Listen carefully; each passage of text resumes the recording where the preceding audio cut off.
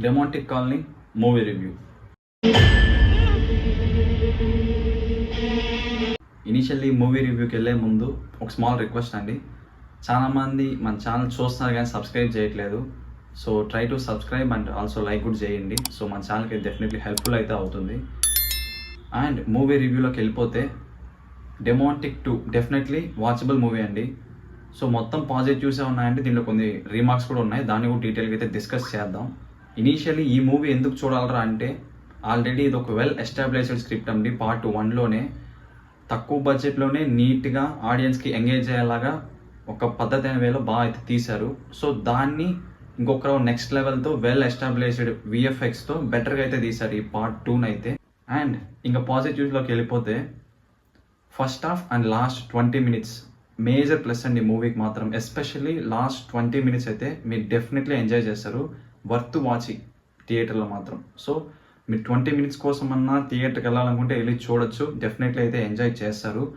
And ఈ first హాఫ్లో మనకి చూపించే ఆ కైండ్ ఆఫ్ స్క్రిప్ట్ కానీ అండ్ స్టోరీ లైన్ కానీ ఇది మనకి డెమోంటిక్ కాలనీ పార్ట్ 1తో లింక్ అయి ఉంటుంది. సో అక్కడ ఉండే కొన్ని సీన్స్ని ప్రజెంట్ ఈ మూవీలో ఉన్న కొన్ని సీన్స్ని అట్ ఏ టైం మనకి చూపించడానికి ట్రై చేస్తారు.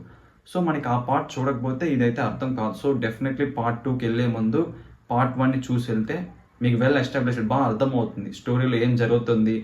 ఈ క్యారెక్టర్ ప్రీవియస్లో ఉంటుంది. సో మీకు ఆ క్యారెక్టర్ అర్థం అవ్వాలన్నా ప్రజెంట్ సీన్ మీకు అర్థం అవ్వాలన్నా ఫస్ట్ పార్ట్ని చూసి వెళ్తే బెటర్. అండ్ ఇంకొక పాజిటివ్ ఏంటంటే విఎఫ్ఎక్స్. బేసిక్గా ఇది ఒక లో బడ్జెట్ మూవీ. సో దీంట్లో ఈ kind of better VFX use చేయడం వల్ల మనకి ఆ కైండ్ ఆఫ్ బెస్ట్ ఫీలింగ్ అయితే వస్తుంది. డైరెక్ట్గా గ్రీన్ స్క్రీన్ యూజ్ చేస్తారు అని మనకు తెలియకుండా ఒక decent kind of effort better అనేసి మనకి చూడడానికి కూడా ఎంగేజింగ్గా ఇంట్రెస్టింగ్ అయితే ఉంటుంది ఫస్ట్ హాఫ్. అండ్ ఈ మూవీలో ఇంకొక మేజర్ ప్లస్ ఏంద్రా అంటే ఈచ్ అండ్ ఎవ్రీ క్యారెక్టర్కి ఈక్వల్ స్కోప్ అయితే ఉంది మూవీలో. బేసిక్గా మనం చూసుకుంటే మనకి మూవీలో హీరో క్యారెక్టర్ అనేది బేసిక్గా డామినెంట్ అనేది ఉంటుంది. కానీ ఈ మూవీలో ఈచ్ అండ్ ఎవ్రీ క్యారెక్టర్కి ఈక్వల్ ఇంపార్టెన్స్ అనేది ఉంది. ఎవరికి దొరికిన టైం లైన్ పీరియడ్లో వాళ్ళైతే డెఫినెట్లీ మనకి ఇంప్రెస్ అయితే చేస్తారు వాళ్ళ యాక్టింగ్ స్కిల్స్తో. And once second half start అయ్యాక ఫస్ట్ హాఫ్లో మనం ఏ కైండ్ ఆఫ్ కనెక్ట్ అయితే అవుతామో మూవీతో, సెకండ్ హాఫ్ అదే మనకి నెగిటివ్ అయితే అవుతుంది. ఎందుకంటే సమ్హౌ ల్యాక్ సీన్స్ అయితే ఉంటాయండి సెకండ్ హాఫ్లో. లాస్ట్ 20 minutes క్లైమాక్స్ అనేది ఇట్స్ ఎక్సలెంట్. కానీ దానికి ముందు ఉండే సెకండ్ హాఫ్ అనేది మనకి కొద్దిగా ల్యాగ్ అయితే అనిపిస్తుంది. సో అక్కడ మనం కొద్దిగా డిసప్పాయింట్ అయితే అవుతాం. కానీ వెన్ ఇట్ గోస్ టు మళ్ళీ మీరు లాస్ట్ 20 minutes వెళ్ళిపోయారంటే మాత్రం డెఫినెట్లీ అయితే ఎంజాయ్ చేస్తారు క్లైమాక్స్ని. అండ్ ఇక్కడ చెప్పాలనుకునేది ఏంటంటే ఒక స్పాయిలర్ అండి. ఇక్కడ బేసిక్లీ మనకి క్లైమాక్స్లో ఒక క్యారెక్టర్ని అయితే రివీల్ చేస్తారు బేసిక్లీ. సో ఆ క్యారెక్టర్ని కానీ ఒకవేళ ముందే ఇంటర్వెల్లో కానీ రివీల్ చేసేసి సో అక్కడి నుంచి ఒక వెల్ ప్లాట్ ఆ క్యారెక్టర్ సంబంధించి కానీ కంటిన్యూ చేసి ఉంటే బాగుండేది. కానీ వీళ్ళు ఏం చేశారంటే ఎవ్రీథింగ్ థర్డ్ పార్ట్ కోసం ఇక్కడ క్వశ్చన్లా వదిలేశారు.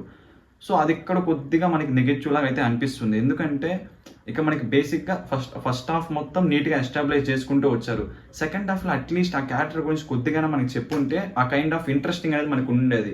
కానీ సెకండ్ హాఫ్ మొత్తం కొద్దిగా ల్యాక్ చేసేసి లాస్ట్ 20 minutesలో మాత్రం క్యారెక్టర్ని రివీల్ చేస్తారు. ఆ క్యారెక్టర్ గురించి ఒక 1-2 minutes అయితే మనకి చెప్తారంటే ఎక్కువ కూడా చెప్పరు. కంప్లీట్లీ థర్డ్ పార్ట్ కోసం వీళ్ళు ఇక్కడ మనకి దాచేశారు. సో ఆ కైండ్ ఆఫ్ క్వశ్చన్స్ అనేది మన మైండ్లో అయితే ఉంటుంది, క్లియర్ అయితే అవ్వవు. సో అది మనకి కొద్దిగా ఇక్కడ నెగిటివ్ అయ్యే ఛాన్స్ అయితే ఉంది మూవీకి. అండ్ మనకి ఇక్కడ డెమోంటిక్ కాలనీ ఫస్ట్ పార్ట్లో చూసుకుంటే ఒక బంగ్లా ఉంటుంది. ఆ బంగ్లాకి వెళ్ళి మనం ఆ చైన్ తీసుకుంటే ఇంక వాళ్ళ పని అయిపోయినట్టే, వాళ్ళు ఇంకా అస్సాం ట్రైనే. కానీ ఇక్కడ అలా ఉండదు. బేసిక్లీ ఒక బుక్ ఉంటుంది.